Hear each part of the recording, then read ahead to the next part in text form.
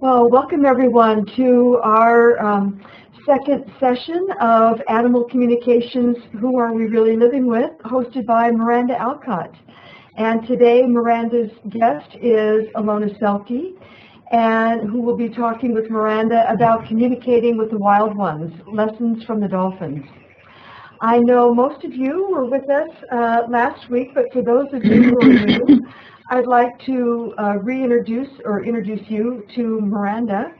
And but before I do, I would just like to say, for those of you who were here last time, that Miranda did some personal readings for people with their animals and communicating with them, and that won't be happening this week because we won't have time. However, she'll be able to do some more of that on next week's session and on the final session. And also, she may be able to get to a couple of them on the other sessions as well.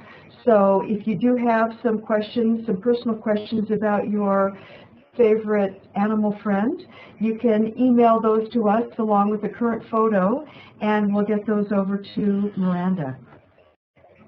Miranda Alcott is a veterinary medical intuitive specializing in animal communication and is the creator of harmonious listening. She was a certified crisis responder and instructor trainer for the National Organization for Victim Assistance, as well as an instructor trainer of emergency first aid and CPR for pets for the American Red Cross. She earned a master's degree in spiritual psychology and completed a year of postgraduate work in consciousness, health, and healing from the University of Santa Monica. She's also studied with internationally renowned animal ambassador Linda Tellington-Jones and became a certified T-Touch practitioner for companion animals. For 32 years, Miranda has maintained a private practice, integrating her crisis counseling experience, intuitive abilities, and coaching skills to support both her human and animal clients' needs. And today she's going to be in conversation with Ilona Selke. And I had the pleasure of first meeting Ilona 13 years ago when she presented at our conference in Tulum, Mexico, and then led a very special dolphin swim in the open Caribbean Sea at Puerto Aventuras. And it was just a wonderful, she's an amazing, beautiful spirit, which you're going to see very soon. Since 1991, she has studied the lives of dolphins in their natural habitats throughout the world. Through their natural skills, dolphins exchange telepathic messages with her that form the basis of her books, Wisdom of the Dolphins, and her third book, Dolphins, Love, and Destiny. Both books tell us about inspiring adventures about dolphins and their key message to humanity, using our imagination to build a better world. Ilona was born in the Himalayas and raised the first 3 years in Afghanistan, speaking Persian, and then raised in Germany. She moved to the United States at the age of 20 for her studies in philosophy, and that's when she met her husband, Don Paris. She continued in her studies of body-centered psychotherapy, Hakomi, holodynamics, radionics, and alternative healing when they moved to Boulder, Colorado, and then later to their home in the Pacific Northwest. She now divides her time between her home in the Northwest and also in Bali, and teaches all over the world. She has gifted us with something very special for all of you participating in on this online course, and that is with the CD of her Dolphin Consciousness. And in the web page that you have with the link to access this session, there's a link where you can download the MP3 and for this beautiful guided imagery, and she'll be talking more about it later. So now it's my pleasure to turn this over to Miranda, and thank you again for being with us. Ilona, welcome to everyone. And this is going to be so exciting. There's so many of us that have been brought to higher levels of awakening in some form through dolphins. And I know that each of you attending today have noticed how dolphins is on the mind of all of us these days. And we are so fortunate to have Ilona with us, who specializes and is an expert in communicating with dolphins. So welcome, Ilona. Thank you. By the way, where she is working from, she is in the middle of her night. It's 2 a.m. for her this morning. So thank you for getting up so early and making the trek that you did to participate, Ilona. You're welcome. Thank you. Thanks for having this show. Well, we're so excited. And I'm wondering if you might start by telling us how you came to this work with the dolphins.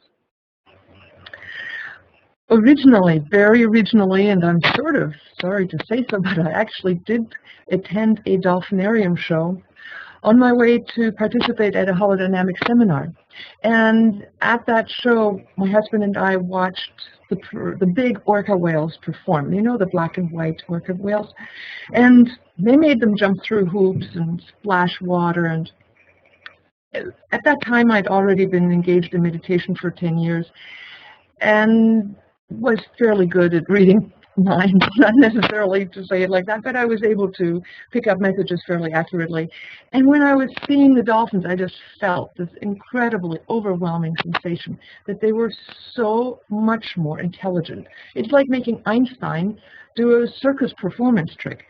So emotionally, I reacted by crying. It just overwhelmed me, and I felt like, we're doing injustice to these beings by, being these primitive humans watching animals perform tricks, and in reality, we should be like sitting, maybe listening to them. So I did swear to myself. I said, Don, we have to go and find out what they really can. And we had a huge discussion about whether cetaceans could possibly have more intelligence than humans. But I convinced Don that we would spend all our money and vacation time going to all the places around the world swimming with wild dolphins.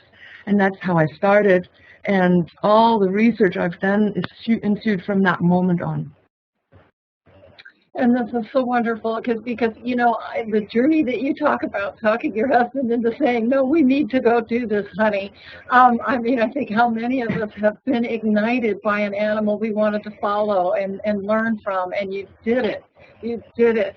This is so wonderful. Right. Thank you. Thank you for your work. So from your perspective, you are so well versed in the things that I have read that you have written about maybe at a beginning stuff of describing how you describe or explain telepathy, because that seems to be a leap that many people have a hard time making. How is it that you can communicate nonverbally? How is it that you hear, that you get this information? Could you speak to that a little bit for us? Yeah, we in the West are a little bit handicapped in our sort of worldview, as we mostly are trained to think that we have a brain that is inside our skull, and that is what the functioning apparatus is.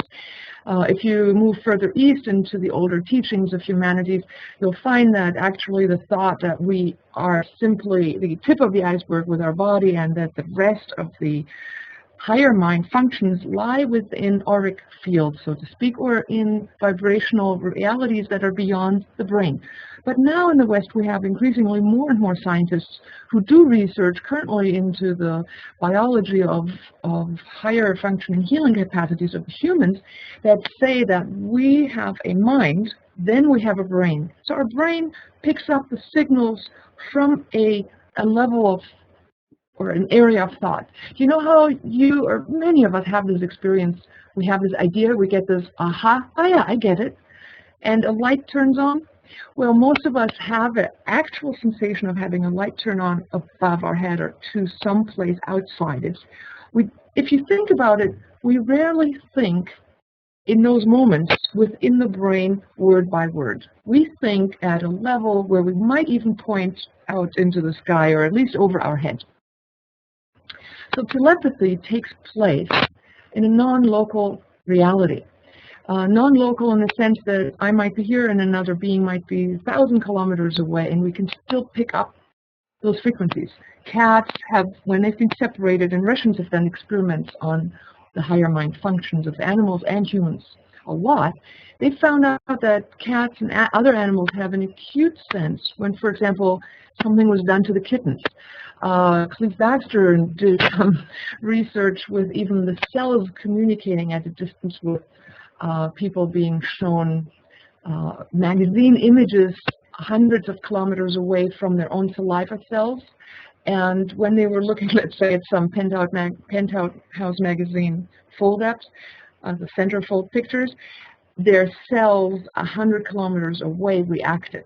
There are non-local levels of communication that our current scientific view in the West is just picking up on. And so, you know, the experiments that they did with plants, when a person thought, I'm going to burn you, and the plant had an EEG device attached to the plant, was reacting wildly. You know, there was nothing, there was not a flame yet, but the thought was there. So plants, animals, humans, and now we're coming to the next level, I think cetaceans beyond humans, have this ability to different degrees. And also different humans have this to different degrees. Some are more advanced, some less. Animals, some of them are more specifically capable of reading minds and some are less so, I would say. Now, you might want to differ on that, but that's my experience. Maybe you can share about that.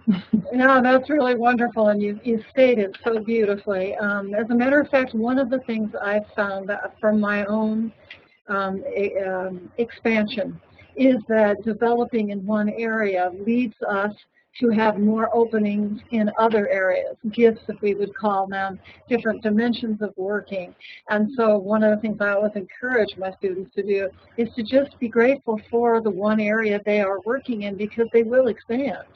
And obviously that's what you have been doing with those that you teach and in your work.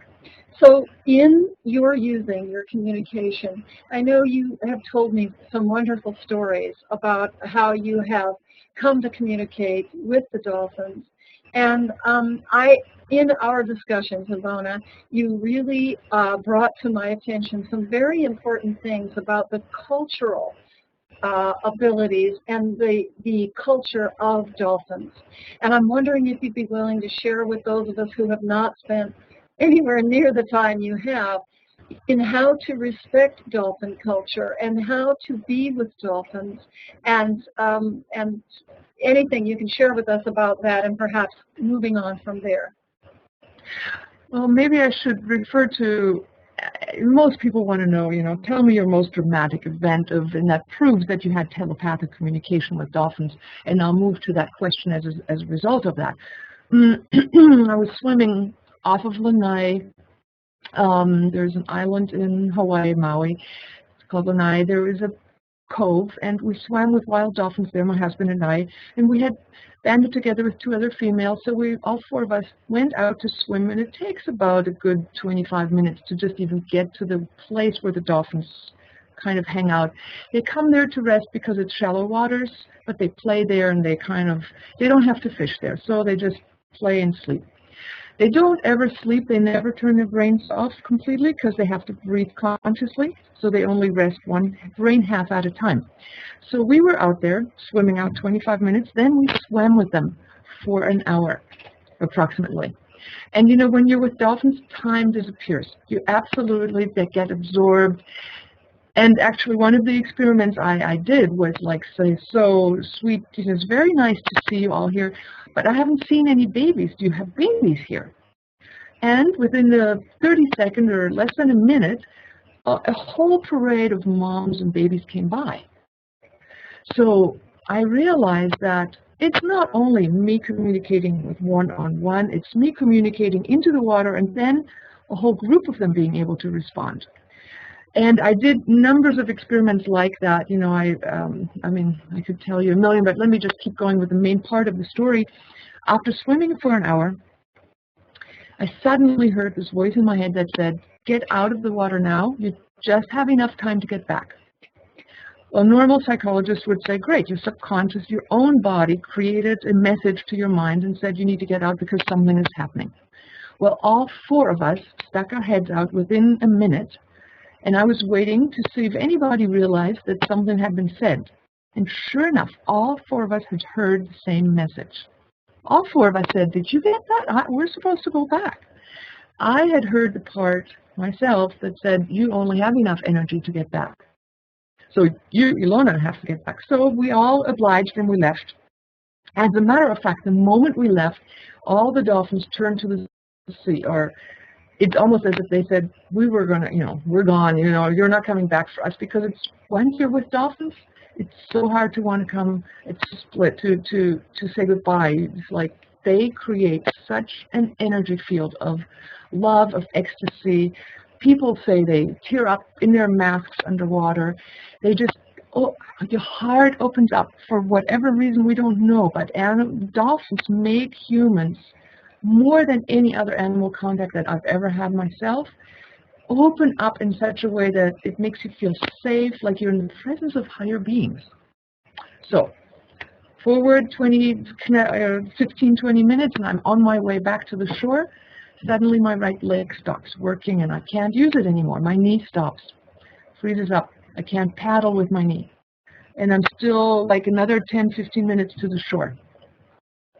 And I thought, oh my God, they were right.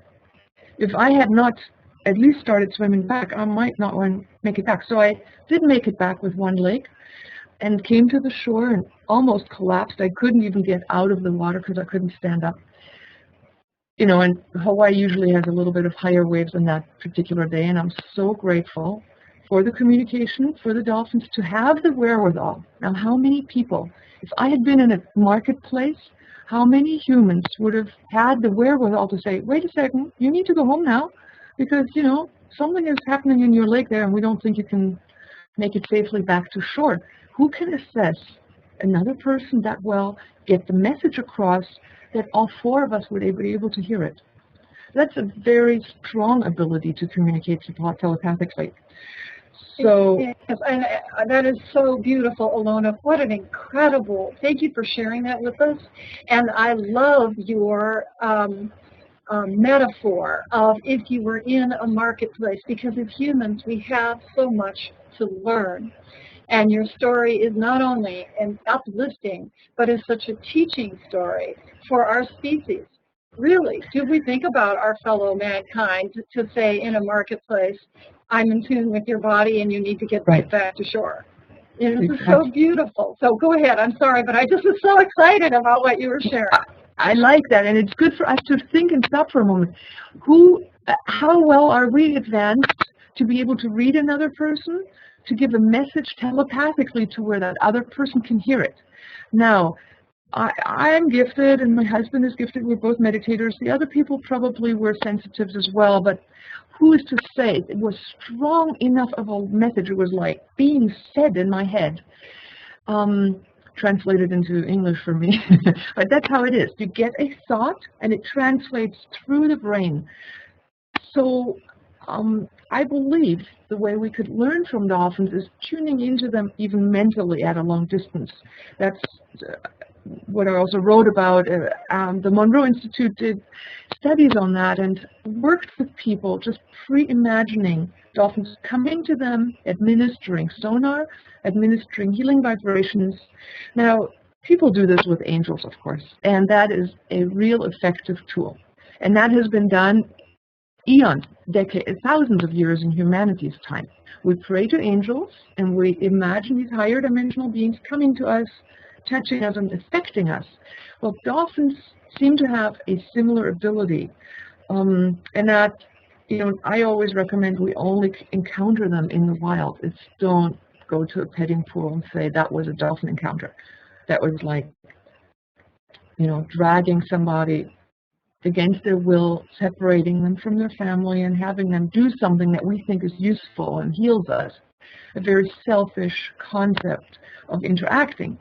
So whereas dolphins will help a human and have been known to help humanity.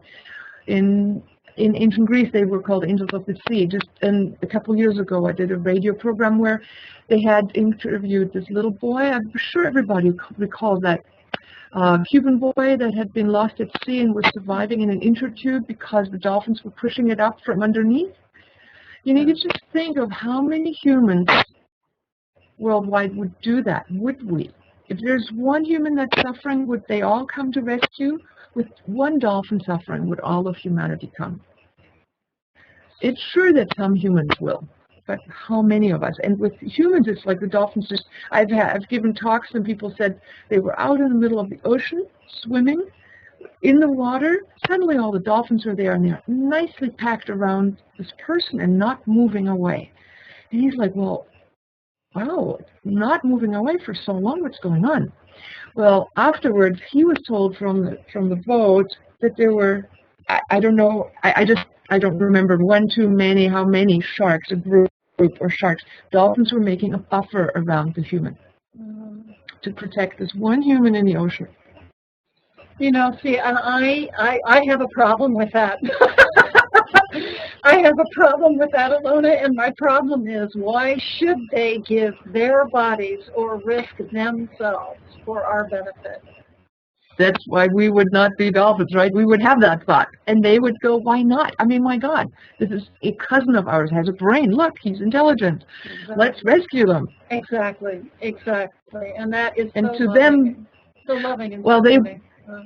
and you know, they know how to deal with sharks. I mean, they do get bitten, but they ram them on their nose, and they have a way of protecting them. They're not as helpless as we are with the sharks in the water. That's true. That's true. I may have a big nose, but not a beak. I do not have a beak. Oh, those sea stories are so wonderful. Well, something that you touched on, a couple of things I would love to ask you to unpack for us. And one is the group consciousness, the school consciousness. You alluded to the fact that you may have more to share in that area where you are working with the pod of them, and that there is an open communication between all of them, and that you have experienced this many times, I would imagine.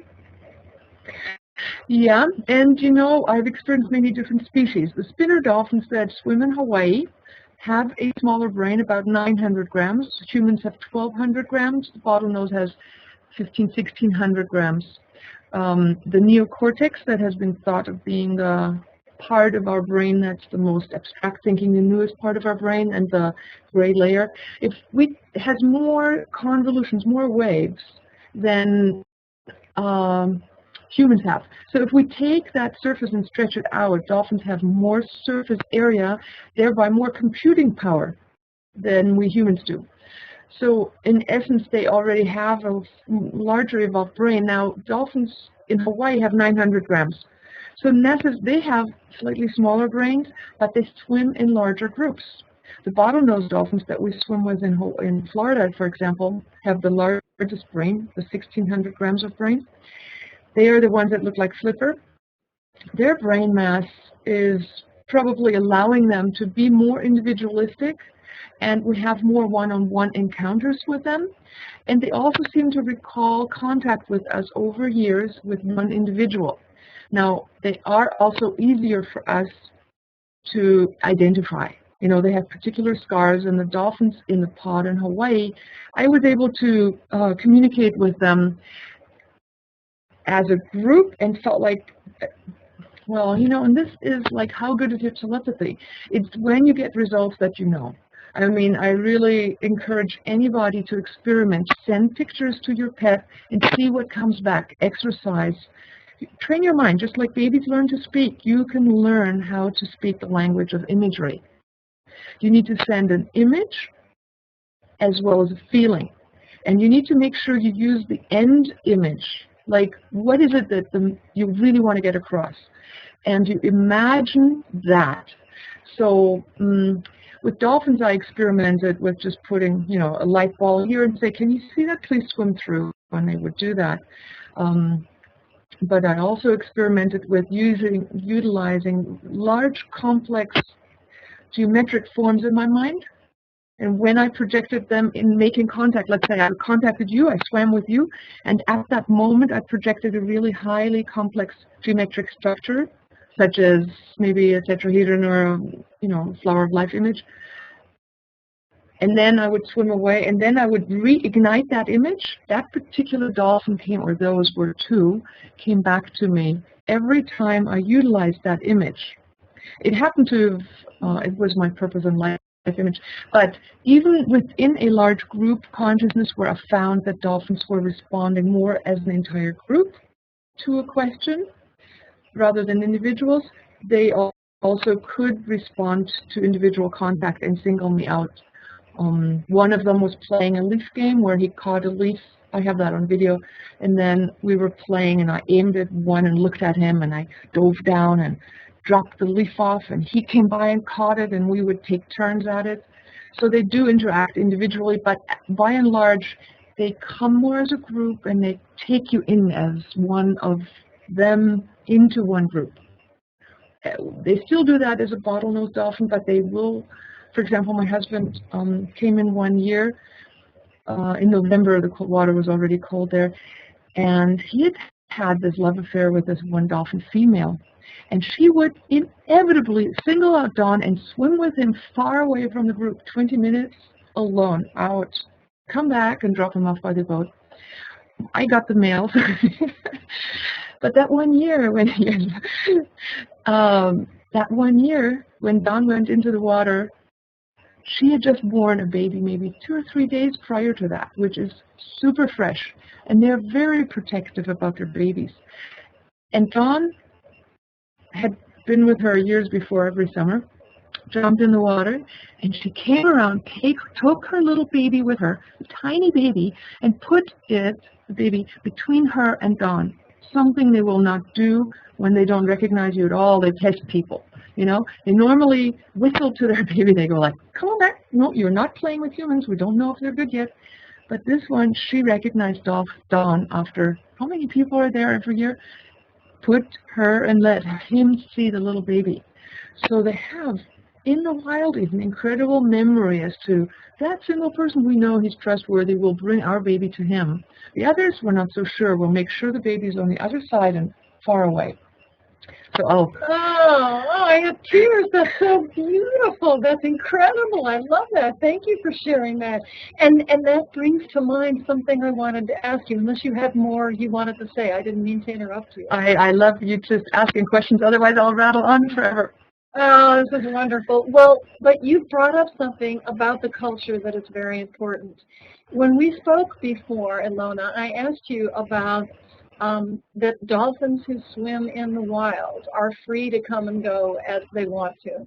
And you enlightened me about something I had no idea of, which is that the boats that offer people to have dolphin experiences actually now can keep up with dolphins, meaning that even if the dolphins swam and wanted to be away, they could not. Is that accurate? Because the boats can actually stay with them? Did I understand that correctly? Well, there are different aspects to it. Because a boat is speedier, the boat can be way speedier than a dolphin, but they can go up to incredible speeds for a long time, and the dolphins love to ride in the waves, the wake of the waves of the boat. And they love to play that way. Now, if a captain is unconscientious, and he sees a group of dolphins, and they typically only see them not when they're feeding, but when they're in the resting state. They have to be very sensitive to the needs of the dolphins, because they could just, and I've seen this with my own eyes, they just drive over to them and say, jump in the water, and all the humans jump in the water, and it's very disrespectful. However, I have seen dolphins stick around the humans and going, great, let's see, these are some toys I haven't seen before. Or, let's see this entertaining show today. But dolphins can also respond, and I've seen this, when they don't feel like being chased or wanted to be interacted with, they will slap their tail on the back, with their back on the water, which gives a loud sound, and to them, sound is punishment. Loud sound to their sensitive auditory apparatus affects them as pain. So that's how they punish each other. Even underwater, you know, if you ever swim with dolphins underwater and they open their mouth and they start to clap their teeth, they're saying, stay away, I'm going to bite. But they only use it to make a sound, because other dolphins would take that as a signal, as like, okay, I'm backing off. They usually use this tail slapping thing when they don't want to be sexually harassed. Typically, a young female, you know, sprouting female, might be chased by a number of cute young guys, and she's like going, leave me alone, I'm not in the mood right now. And she slaps her tail. But they'll do that to the boat as if they think we could understand. So if you're ever participating in dolphin watching in the wild and you see behaviors like that, you know your captain isn't doing something right. But like, for example, in Florida and Key West, all the dolphin captains, dolphin watch boats have learned dolphin behavior, dolphin watching behavior. And typically they try to be respectful, they try to back off and only watch from a distance, turn the motor off and let the dolphins come around as much as they want to. Wonderful. Thank you. Thank you for addressing that. I would like to read for everyone something absolutely beautiful that Ilona has written that touches my heart, and I want to share it with all of you. It was published online in Karuna magazine, which is a magazine from India. And this is the quote. Over and over, I see that once a person comes into the frequency, vicinity, which cetaceans, dolphins, occupy naturally, meaning once a person raises their own frequency to a level where they start resonating in harmony with the vibration emanated by dolphins, they start to be interested in dolphins and whales. This is an archetypal phenomenon and seems to happen worldwide. In that sense, the dolphins have an effect on humans long distance from the ethers into the physical world. Similar to inner masters or angels, they are calling us as if from a higher dimension. And once we get close enough to their vibrational range, we can hear them and start seeking them out. So for everyone who's listening, might you have a beginning exercise for people who are sitting in the middle, they are landlocked, and they would like to be able to participate at perhaps a higher frequency level than they have, and opening their hearts even further. You know, it's interesting. I once saw a woman who was selling all things about dolphins, scarves she had painted, and I met her in New Mexico, and she said, you know, I don't understand it. She said, I went out to the coast to sell all of my dolphin things, and no one bought any, but I come into the desert and I sell out within a few days. Why is that? That's very interesting. Actually, one person told, no. So let me answer that question. And this may actually be interesting to all the participants who are listening in today in regards to amplifying their telepathic ability in the first place. If you want to improve your ability to be telepathic, well, for one, as Robin already stated at the beginning, I'm offering for free for all the listeners for this group a free guided imagery exercise to come into contact with dolphins. And one of the exercises that I'm going to ask to show you in that MP3 file that you can download for free is you imagine first swimming with a dolphin and then going piggyback into the mind of a dolphin. So you become their mind. And then imagine how you would see the underwater world from the dolphin's eyes. And then you also take a look at your own body or own energy field from the dolphin's eyes. And I do this guided imagery with all my groups that I take to swim with dolphins in the wild, and they invariably are able to see things about themselves that are more than what they know consciously. Like, if you take a look from the outside at yourself, you know, typically we see better we have more insights looking from the outside at ourselves or at somebody else than we can see from within, right? The same holds true if you switch perspectives. Now, you may want to try using a cat's perspective or a dog's perspective or your dog's perspective and slip into their emotional mind body and pretend for a moment you are them and see what you think or feel like. And that is what I guide people into doing. And if you would like to do that, you can download it for free at the link where Robin said for you to look for it. Become the dolphin and then look at yourself and see what it looks like, what you see. And I will ask in that guided imagery what energies are brighter, what are not so bright. And as you do this exercise, and I would recommend doing that over the years and improving your skills, you will find that as you grow and change, you will also see things differently about yourself. It's a great self-discovery tool, and it's a great training tool to start amplifying your telepathic ability, which all of us have. It's just a question of being excited and interested, whether you can then devolve to an accuracy level that is significant. Yes, absolutely. That's wonderful. Thank you. And thank you for sharing your CD with us. It's very generous. And I'm sure everyone's just going to love that. That's incredible for an opportunity. Yes. Yeah, it guides you into a place of peace. These are exercises that will improve your intuitive mind. If you do them regularly, the same CD over and over, you will improve your psychic abilities, your intuitive abilities. Yes, yes. And it gives you the chance of being landlocked and have contact with dolphins. That's right. That's right. And you can even be landlocked in your bed. No matter where your bed is, you can do this before you sleep as well. So this is so wonderful. Right. So wonderful. Right. With such an intention, setting the intention of being receptive to information. Yeah. You know, one thing I'd like to add to that is when we start doing that, when we create the bridge to our higher mind intentionally and do the exercise maybe several times a week, something starts happening in us. And I'd like to share a story from the CIA training, actually, that proves how it will affect our bigger interaction with life and why then dolphins will become our birth mothers. Dr. Bob Beck, an amazing scientist. I knew Bob Beck, actually, several years ago. You did too? Yes, when I was growing up. He was a friend of my family's. Yeah. Yeah.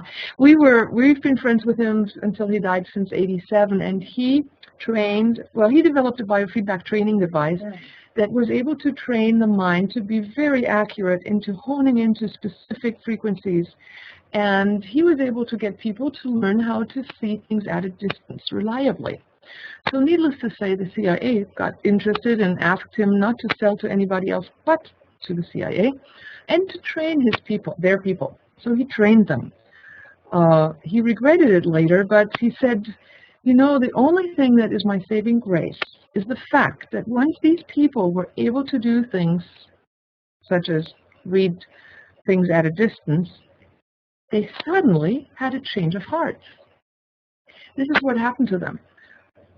Once you're able to transcend into a higher mind function, you actually have to become aware of the fact that everything is connected and that whatever you think has a reaction outside of you, an effect, and that we can harm or do good with our thoughts. And these CIA people were no longer able to think of themselves as this and the enemy there. They started dropping out. They couldn't keep identifying. This is how Bob tells the story. They couldn't keep identifying with this black and white painting of I am separate from my enemy. I'm separate from the them. It was more a realization that we are connected and that a bubble of energy surrounds all of us. And so by amplifying, for example, telepathic abilities, all of us are also starting to enter into a higher function of our mind that unifies our collective problem solving, our collective ability to respect and honor the earth, each other, the resources. So you will find people who are engaged, and I'm sure a lot of people who are listening in already know that about themselves, are more in tune with finer things of life and with more respect than a lot of other people. So the more we engage people around us into this dialogue of telepathy, intuition and all that, and engage our training in that together, we will lift into a higher function of being a human, much like dolphins already are. And we certainly can have room to grow, don't we, as a species? Couldn't we do that? I'm sure we do. Yes, we do. Wonderful. Well, I'm wondering, in all of the work that you have done, I'm sure that you have had incredible messages and information for us as a species, as well as the individuals working. And I'm wondering, because dolphins make themselves so available for this work, and there are so many people who are brought to a higher level in their lives, specifically from dolphins, and as it is spreading globally, which it is at such a fast speed, such a rate now, because, as I would say, the veil is becoming thinner, yes, and thank you, dolphins. There's so many who are working. Is there a Yeah. group message that you find from them to us that we can learn from? Is there a particular learning that they hope for us? Well, honestly, what instantly came to mind is an experiment somebody did. They went and jumped in the water and said, "How can I help?" And the dolphin came up to him dragging a plastic bag on his nose. Yeah, it's like, clean up your act. I mean, don't we use the ocean for our toilet? It's horrendous. When I once went in the water and said, "How can I help you?" they flashed back an image of a bomb detonating underwater, and I couldn't relate to it at first. I did write about that experience in my first book, until accidentally on the flight back from Florida, I found the Time magazine saying that the French were just about ready to detonate an atomic bomb back then underwater as a test. Now we think underwater is safe because it keeps the radiation down there, right, where the cetaceans are. So they were saying, we need help with that. So the messages that I've heard from people, other than the lofty things, please come into light and harmony, are please take care of our oceans. And by the way, it is our habitat, and it would be nice if we all kept that one safe. So if we can become active in supporting causes, giving your signature, giving your voice to groups that already are supporting that, that would be immensely helpful. Yes, absolutely. Not capturing them for amusement parks. Do not go to amusement parks. Don't engage in, would you volunteer your own mom or your own child to be taken to an alien planet, stuck in a room, because aliens do so well when they get petted by a human. You know, the humans have such nice soft skin, and they pet so well, and the aliens love being petted, so they get somehow healed by this magic touch of humans. Would you volunteer your child or your mother to go there and being served, a little bit of powdered whatever slush every day? They get fed dead fish every day, the dolphins, and only if they perform tricks. And if they don't, they get starved. A lot of places train their dolphins by starvation. Yes, I'm aware of this. It's operant conditioning in its truest form, the operant condition training. So thank you for sharing that. And those of you who have not perhaps chosen the species to support and learn about, this is a wonderful opportunity to, Ilona, do you have a particular cause you would like to give the website to, or a way that people can support or become more aware of a movement to help dolphins? If there is a way, and I closed down my Firefox, if somebody or our great mystery host could go to ilonaselke.com, click on blog, click on dolphins, and pull up the Karuna article.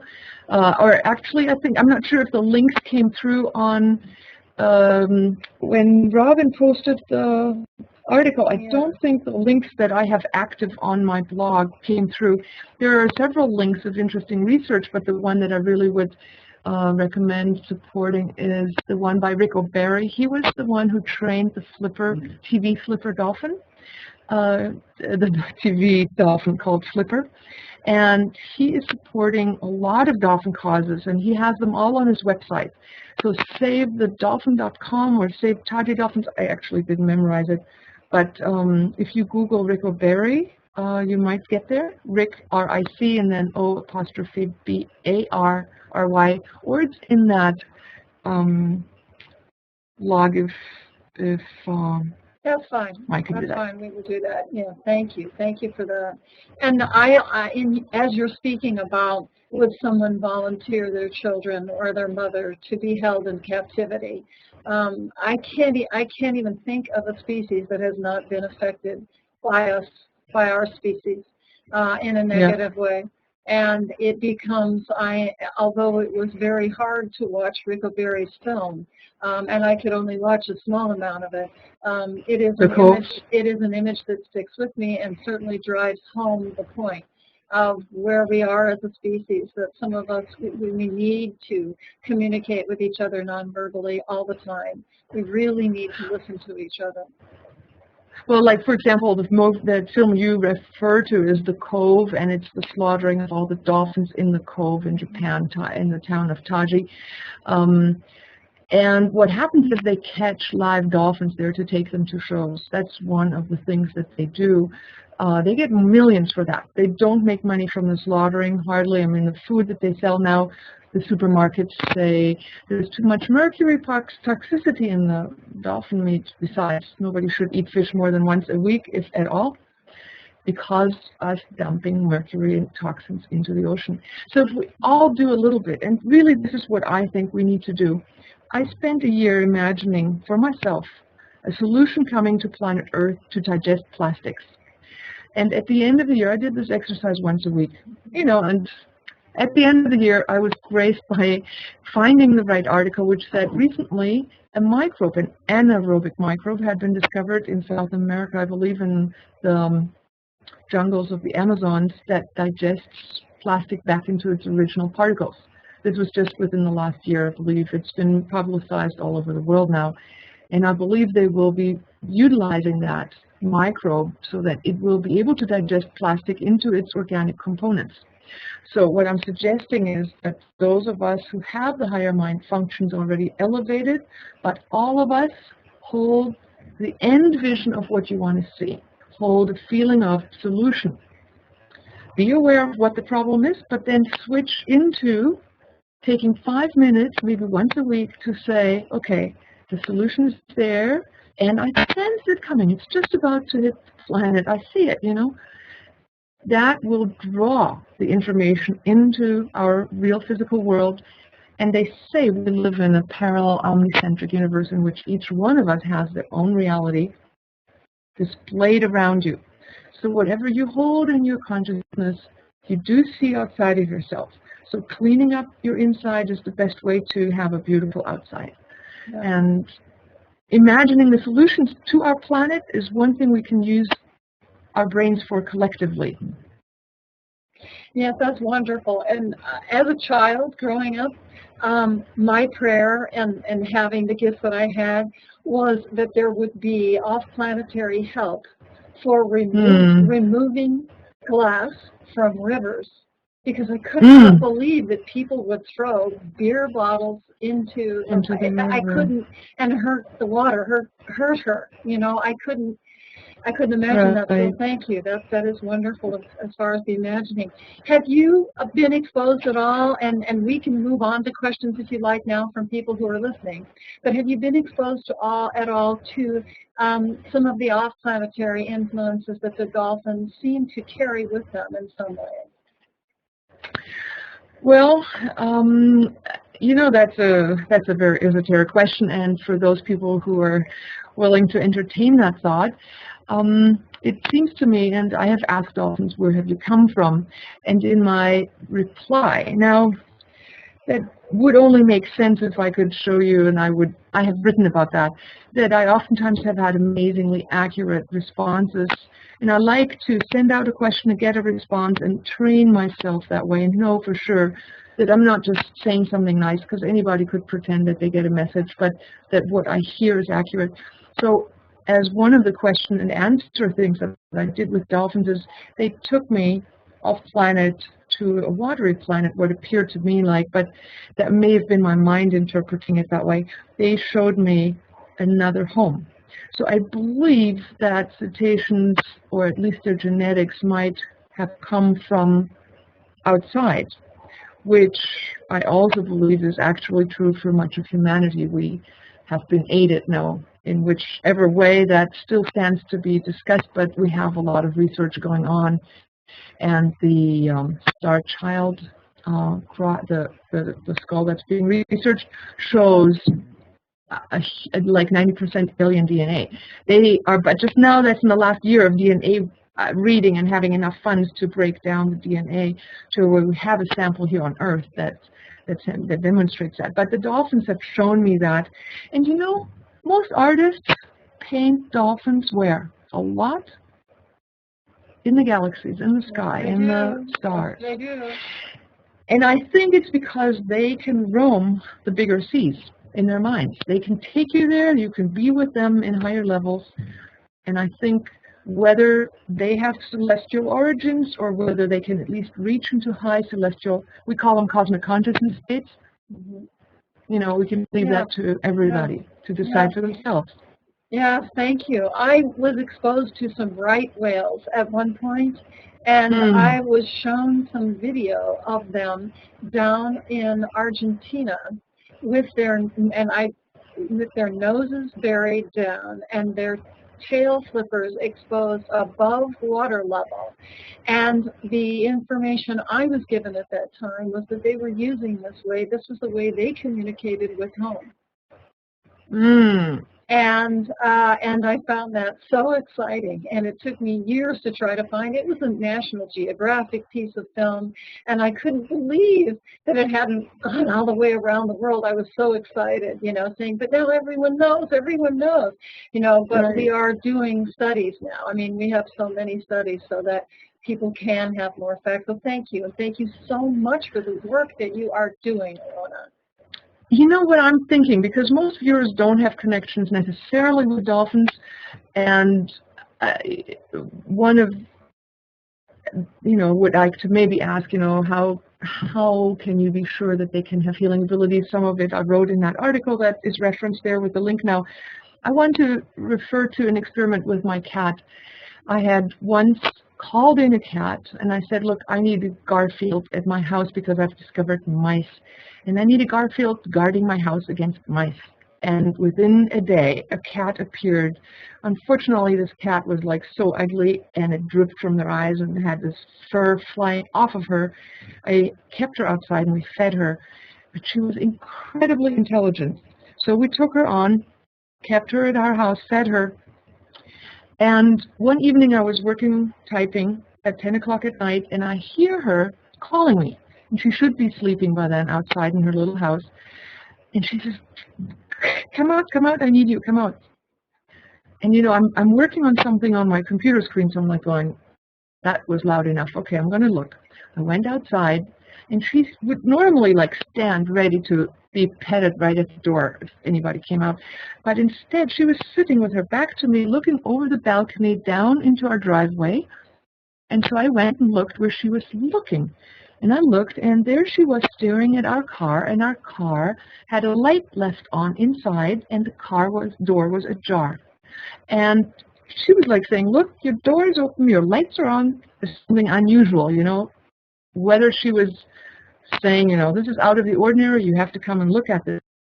So I closed the door. This same event happened another time. It happened because our seatbelt would get caught between the door and the closing door and the frame of the door. So it didn't close. One other time she called me out because the door hadn't closed and the light was on, and she was in the same thing, sitting out there looking at the door until I closed it, and then she was happy. And then I said, you know, I haven't seen you catch any mice, my dear. We're giving you food and room and board here, but it means you have to work a little bit. The next day, she brought a mouse, laid it on front of the doorstep. So you can use your communication. You can create an image of feeling, maybe even a story, but most importantly, you have feelings and you feel like you're connecting. Like in your mind, you sense that this being is there. We could do that with each other as a group. You know, we could stretch out and go, oh, there are other listeners here all over the U.S. and who knows which country, listening in, you know. Just pretend for a moment you can reach to this level of sensing others, or at least your pet animal. And that would be an exercise, you know, at becoming aware of, you know, just exercising that sense of connectedness, but being aware that your thoughts travel to your animal and they can hear you, especially if you have compacted messages. That is wonderful. Well, now, this is so exciting. I'm wondering if you're ready maybe to take some questions. And Robin, are you ready to share questions? I am. We have several questions, and the first one is from Leanne, and I'm enabling her microphone now. So my question was, why do whales and dolphins beach themselves, and why do they resist assistance from humans going back into the water? Great. Okay, I'll take that question. So there are many different reasons why, and I would pick up one of the most obvious reasons that we currently encounter, which is the low-frequency underwater testing that the Navy is doing in even known habitats and birthing zones of whales or dolphins. And that is in California coasts, Hawaii coasts. They're using this deep low frequency to detect things underwater, to see things underwater. But it is such an incredibly loud sound that hurts the dolphins or the whales so much that it actually makes them, well, two things happen. They rise really quickly up to the surface to avoid being underwater, so they want to get their head above water, so to speak. It disorients their function to be able to see underwater, to operate at all. So sometimes what has happened is when they've beached themselves, they've done autopsies, and one of the whales managed to plunge itself in front of a biologist's home on a beach.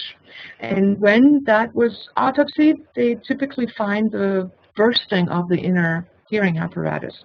So they no longer have the functioning hearing and echolocation apparatus. They can't navigate themselves, and they're trying to get out of the water. So that sometimes it's like the divers who go up too quickly, die from the nitrogen mixture in the ring. And I'm sorry, I'm not technical about that. It's the blood levels that have to be adjusted with the nitrogen oxygen level when they rise, so they have to stop. Dolphins and whales have to do that too when they come out of depth. If they do that too quickly, they also die, or they have the burst ear syndrome. So that has been physically found with a lot of the beached whales or dolphins, always in coinciding with the low frequency testing. So one thing that we try to do is be vocal about it and get the higher authorities to set up inhibitions or protection zones so that certain areas are not affected by the sound, by the low frequency testing. Better yet, if it wasn't happening at all, but at least have sanctuaries. Recently on my Facebook page, I just posted a video film where dolphins had beached themselves, and there were humans there, and they had the wherewithal. Actually, it was the beach swim watch crew from the swim masters. They grabbed them by their tails and pulled them backwards into the ocean and pushed them, and enough humans were helping to where there were numerous dolphins in the ocean simultaneously. What they do is they work as a unit, as a group, a lot. If one of them beaches themselves, they can't stand it, and they got to be there with you. But they were pulling out in numbers, and you could see it really clearly. It's on my Facebook page, Ilona Selke, my name. Not my page, but my personal page. And if you scroll down within the last month, I pasted it within the last 3 weeks. It's a video clip where people were rescuing them, and they all swim back into the ocean. So it's not true that they resisted, and it's not true that they won't swim back. It's just if one is rescued and 10 are on the beach, they operate as a group. So they will not leave and abandon each other. Oh, I hope that answered the question a bit. That was a great question and a wonderful response. Thank you. Great question. Our next question is from Virginia Daly, and I've just enabled your microphone, Virginia. I was reading Gary Zukav's book, Seat of the Soul, and in that book, a very disturbing page, he commented that the dolphin energy was in the process of leaving the planet because of the violence and destruction of mankind. And I wondered if Ilona could comment on that. He was describing, of course, the dolphins as superior spiritually and intellectually than humans, and that they were leaving because of what we've done to our environment and our planet. Well, and there are two streams of thought. One is we're evolving, and one is we're presently a little bit devolving. And I remember Roberta Goodman, who has worked with Dr. John Lilly, the famous dolphin researcher that was the first one to do biopsies on dolphin brains and experimented with telepathic communication with dolphins. she had worked with him closely and worked with training dolphins using a lot of modalities of communication, but one was telepathy.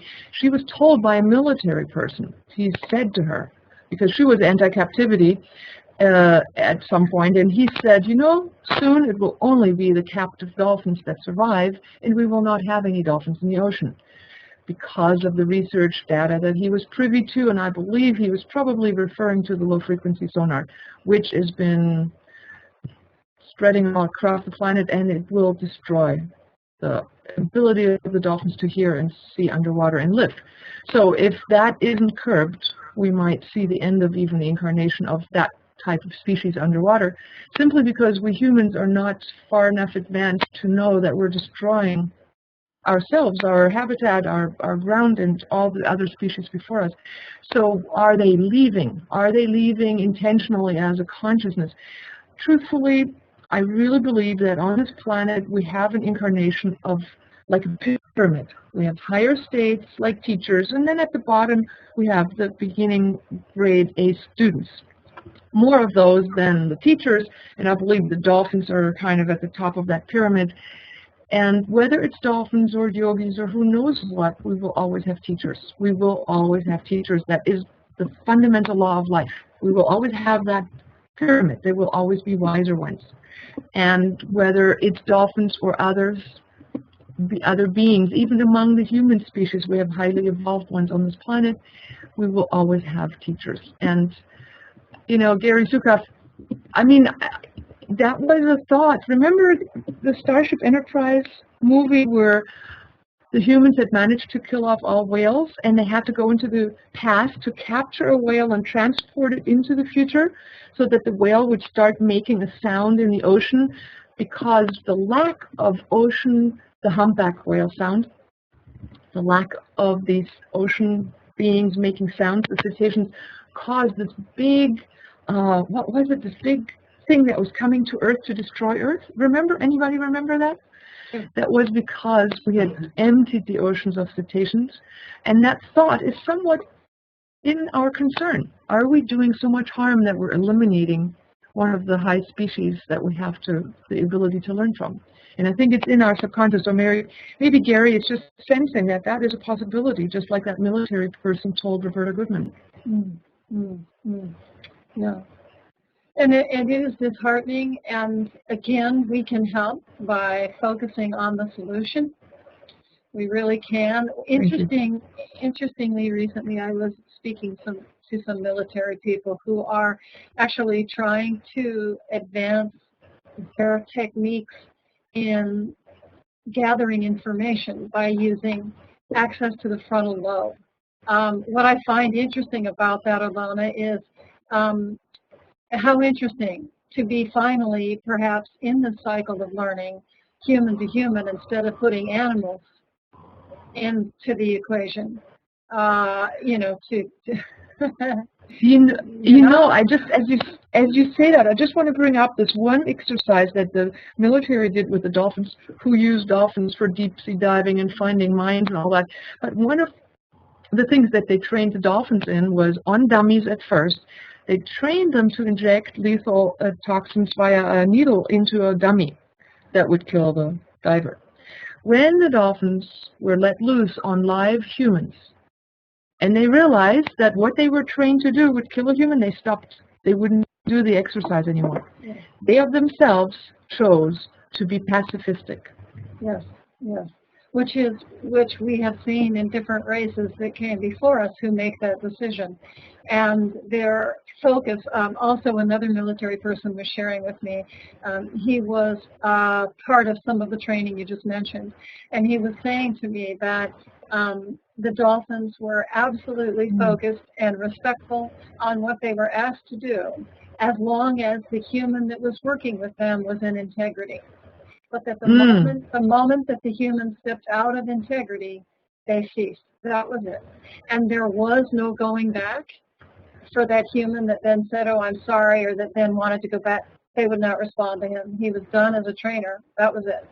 And, you know, it brings up such a wonderful lesson for all of us in what integrity is, because I can't tell you how many times, and maybe you've heard this too, Ilona, where someone says, well, you know, that's sort of integrity, or I have really great integrity, or, well, there could be more integrity. It's interesting because when we listen to that about how the Dolphins feel, it's pretty black and white. A person is either in integrity or they're not. And I can tell you, I like that so much. And you know what? How can dolphins tell if a person is in integrity, and what does it mean? Like, I remember two stories. Once we took our handicapped children to swim with dolphins, and each one of them had an adult to watch over the child and swim with them hand in hand. One of them was a marine biologist who was on board, and he kind of was at odds with my concept of higher consciousness. And he flirted with a captain female who took a group of us out and insisted and got her talked into the fact that he should jump in first and get a chance at swimming with dolphins himself for research factors, you know, so he can do his research with the dolphins and have a chance at swimming with them instead of helping these little handicapped kids. So he jumped in the water. Would you believe it, that wherever he jumped, the dolphins didn't show up and they swam away? I mean, it was like a chase scene. He would go there, they would go there. Another scenario, same area, years earlier, father, mother, and two children. Father with a mother adopted two different children. It wasn't his children, it was her children. We were in the water, Don and I were there with them to take them out as friends. We jumped in the water. He jumped in the water and was like after them. He wanted them for himself, just like the marine biologist. Would you think that in that entire week of going out every single day for 4 hours, did he ever swim with them once? No. The children, every single day. And you know, one of the things I did, I took one of the child in my hands and I swam with them. And because, you know, maybe I'm a nurturing female who knows what, I said, please, please, dolphins, these are cute little kids, you know, they don't swim so fast. Can you come and be with them? Please be with them. Please, you know, have a contact with them. Show them that you care. They would come around the children. And honest to God, and I don't have proof other than that the dolphins did that, the dolphins, A, knew the integrity of the people who were selfish to be out of integrity. So selfishness is something that is not integral. Selfishness, which even is for the bigger, greater research reason I need to swim with dolphins alone, was not a good enough reason for dolphins to show up. And secondly, when we are willing to give or hope or pray for the good of others, we are also the ones who benefit, because they also included me. I mean, I didn't hold them all the time, but they would come and be with me as well. And I really felt, and I'm sorry, this is more of a feeling sensation, that they support whoever is a caring person who wishes well for someone else and puts themselves maybe even second or last. I don't want to say to put yourself last is a good virtue, but actually, I'm living in Bali and I see it all the time. It is a virtue that is being honored here. And I think dolphins honor that very much. That's beautifully said. And you know, what's interesting, I think as a species we have so much to learn about the word integrity, because people think it relates to right and wrong. And actually it has to do with who your core is, and that you're being integralist within your own core, because we are born loving. We are born beings that have a lot to give. And you know, so thank you. And moving beyond the ego boundaries, yeah. Moving beyond the self, the five senses, you know, and realizing that our energy touches into everything, and to think of ourselves as the whole, as part of that. We are important as an individual, but we are tied into the whole. We are, and what we do to them, we do to ourselves. We Yes. just haven't perhaps realized that yet. So I'm wondering, Robin, do we have some more questions? We have a little bit more time, and I also want to talk about what's coming up on the rest of the series. So can we have another question for Ilona? Yes. Yeah, we have another question. Our next question is from Susan Smith. And Susan, I've just enabled your microphone. And do you have a camera? Because if so, I figured out how to enable the cameras. I do have a, can you hear me? Yes. Okay, I do have a camera, but It says we can't connect to your webcam installed properly, or you're using it in another application. So I don't know what that's about. Okay. So you can hear me, so that's good. I was wondering if Ilona could speak to dolphins in captivity. I personally don't like animals in captivity, and I feel a sense of confinement when I think about animals in a zoo or a marine world type of environment. And what can we do to make them feel better? Well, I think the first thing, it's like what I try to do is spread as much and as often as possible the message is don't buy tickets, don't go there. Just simply don't buy a cheap thrill or say, I can't afford to go into the wild, therefore I'll resort to going into captivity. I've taken a group who swam with wild dolphins after we were done to Dolphin Captive Research Center, and everybody was so depressed after coming out of that, and we only went for an educational walk, an $11 ticket, walk around and learn about what good things they do with people and who are, being helped with this and that. And they said, don't take people there. Just simply don't. It's too depressing. Second of all, you can, yes, I did it once in Hawaii. I remember standing there over a dock and I send them love. Send them love. That's the best thing you can do. The first best thing is don't show up there and do it remotely if necessary. Love is something that feeds us from the core. And the dolphins, when I was standing there on the bridge, they corralled around that love flow that was coming to them. So, but I think you can do that long distance and really just spread the message, forego captivity, forego the entertainment factor. Just don't buy the ticket. That's what Rico Berry says to everybody now. And he has books about it. So promote that kind of information, and I think you'll be helping more of the dolphins worldwide. Or we all are.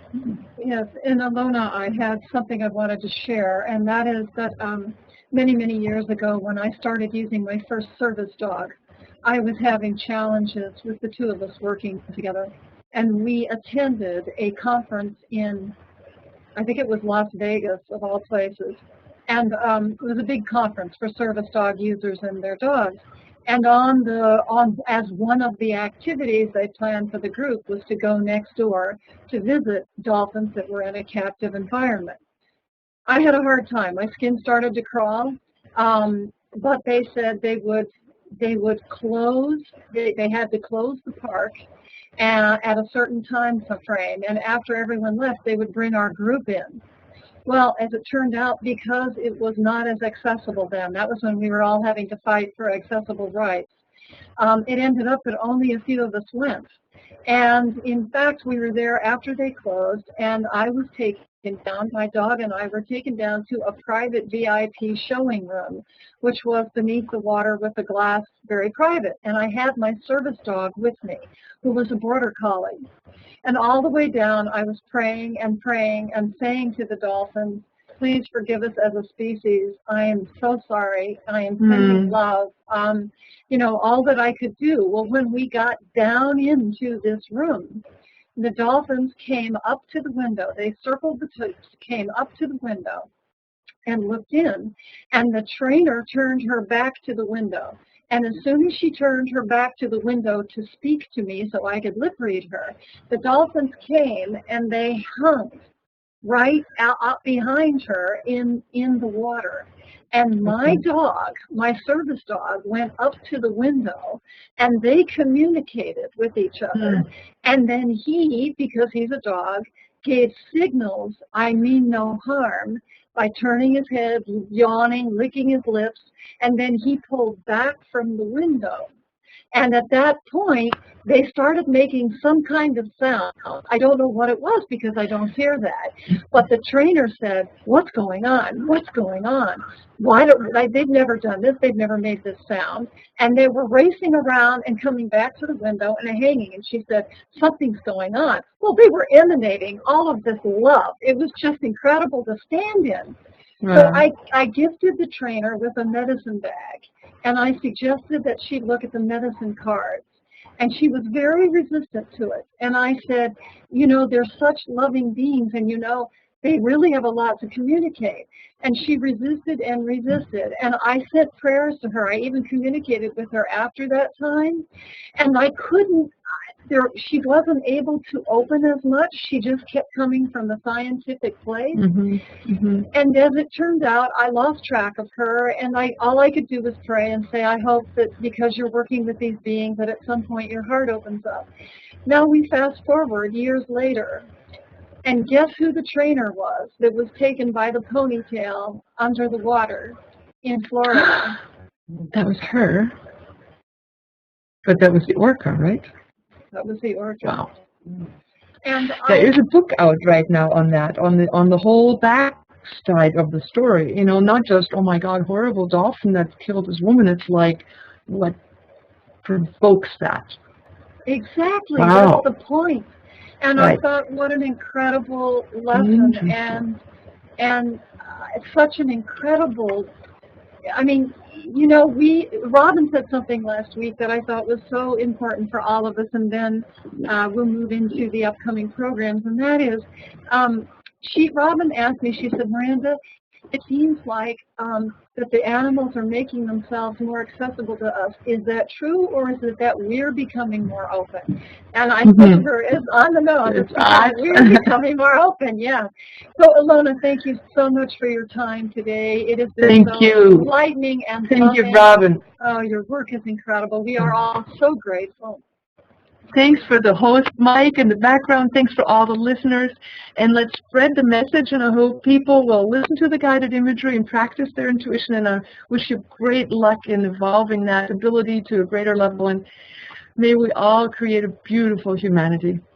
Yeah. Oh, thank you so much. You know, actually, I have one question, so I don't know if, I'm just going to put it out there, and it's for both of you. It's, do you think some species are more telepathic than others, or is it individual animals within the species that may be more you know, like I know a lot of people think dolphins are superior, but I don't know that that's necessarily true. Horses are amazing, dogs are amazing, birds are amazing. So anyway, that's the question. So, would like me to go? Oh, no, why don't you go first? Yeah.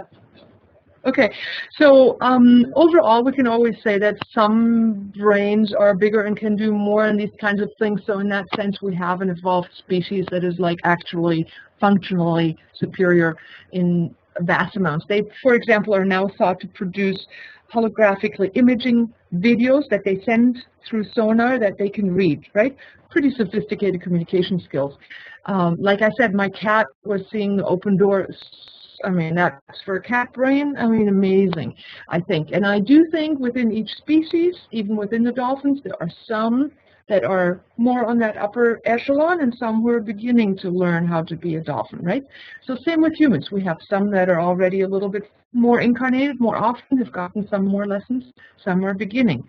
And I think we cycle through species. I remember a friend of mine had a dog that would like sit with reporters at a table, a white dog, would put his paws on the table, and would, you know, and they would give him math questions and stuff, and he could like do this math for them. And she said he was extraordinary. He was no longer really anymore a dog, even though he had a dog brain. But like within a species, we have a gradation, and then within all species, we have, I mean, like you promoted the book, Strong Heart from the book, Dolphin animal communication with animals? Yes. Kinship with all life. Kinship with all life, with Strong Heart. Yeah. Remember, I think, wasn't it in there that you communicated with a fly? Yes. In there as well? Yeah. Right. So I think at a higher level, there is a mind that uses little bodies, different bodies. So I think it's a multidimensional answer, and I'm going to be quiet, and Miranda's turn. Well, I think you just about covered it. I think that the last thing that you said says it all, which is there is a higher mind that uses different bodies. And so however we express to each other a higher being that we are that being. But in this way, and what we're doing in our lives now, and what we are learning and what we are growing ourselves in, we are helping to open and expand ourselves as a species. So I'm very grateful for this. So wonderful. Robin, if you didn't have any more, I was going to just talk about the next webinars that we have coming up. Perfect. Yes, Thank wonderful. you. So next week, Thank you, Susan. the November 18th, we have the teachings of animals from cities to suburbs. This really is one of my favorite classes to teach. It has to do with, and we're hearing typing right now, I'm not sure what's going on, but this has to do with the animals that we bring to us are not only there for them to have a home, but they have many lessons to teach us, including the spiritual agreements we make with our animals. Many times we pull to us animals that have certain issues we believe that are their issues that may actually be reflecting back to us ours. So much like Ilona discussed today and about seeing yourself through a dolphin's eyes. We can do this in tandem with our animal teammates to learn about ourselves and what it is that we have to work on and why we are here and what is this animal doing. And I can't tell you how many clients I have that contact me because they feel their animals are acting out. So next week, that's what we're going to do. The session after that, we jump a couple of weeks because of Thanksgiving. We have Dr. Callan, who's an incredible veterinarian that I have spoken to you about before coming, talking about when it's time to let go and how will I know that it's time to let go of my animal.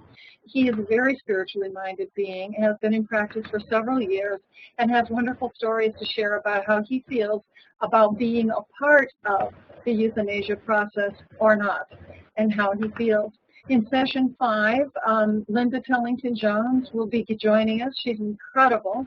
She talks about communicating with animals at a cellular level. Her work with using T-Touch is known internationally. She teaches all over the world and will talk to us about how we hold our intention and what we can do to help ourselves through our animals and support our animals in healing as well. And then the last session, which is going to be very fun and is very much trailblazing, will be December 16th. And that is what happens when a veterinary medical team works with a veterinary medical intuitive. I am a medical intuitive as well, veterinary medical intuitive, and I work alongside and in team with veterinarians to work on with some animals that perhaps are challenging, or maybe there's an emotional component, and working with the whole team to see what's actually going on in the body. I'm very excited about all of that. Very, very, very excited. So we are excited that all of you can join us. I don't know about all of you, but I can feel the energy for all of you. I'm certainly uplifted by Ilona's beautiful work and her generosity of sharing herself with us and her wonderful meditation as well. I appreciate having been participating, and thank you to everybody who made it possible. Of course, all the listeners, thank you very much for being here and spread the message that we can communicate with animals telepathically and that it's a real thing and that all we need to do as humans is train that part of ourselves. And I wish you all the best in that. Yeah, thank you. Thank you. Oh, thank you both so much. This has just been amazing, really beautiful. Thank you.